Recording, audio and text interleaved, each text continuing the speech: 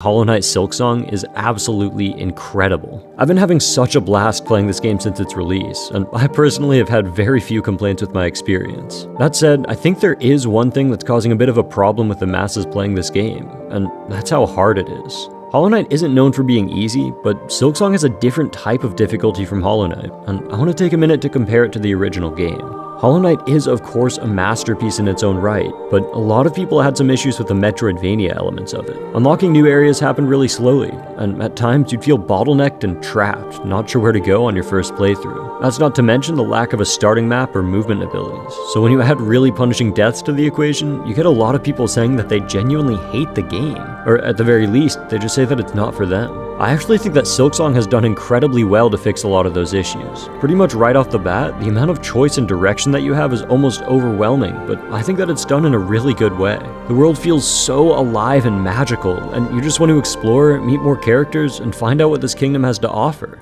Then you run into Hunter's March. This, I think, is where Silksong separates itself from Hollow Knight in a way that may be tough for people less experienced in the genre to get past. To me, Hunter's March felt like a more punishing version of Queen's Gardens. Really difficult enemies and tricky platforming, but this time also traps everywhere. The main difference between these experiences is that Queen's Gardens is often the last named location you unlock in Hollow Knight after you're all familiar with the mechanics.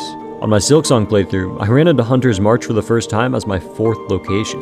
It forces you to really get used to the new pogo mechanic, and with no bench available for a long time, that unfortunately does involve a lot of running back for your cocoon, and in my case, a lot of rosaries lost.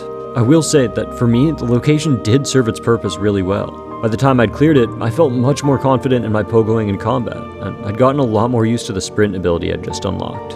At the point in the game that I am currently, I faced much harder than this, and I actually felt pretty prepared for them, for the most part.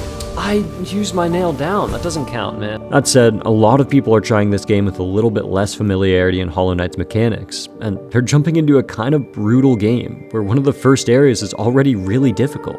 Not everyone is ready and willing to die in some spines 20 times and lose everything just to improve a little bit, and then reach a temporary dead end. And that's why I think that Silksong might just not work out for everyone. That's just my 2 cents for now though, and I still gotta say that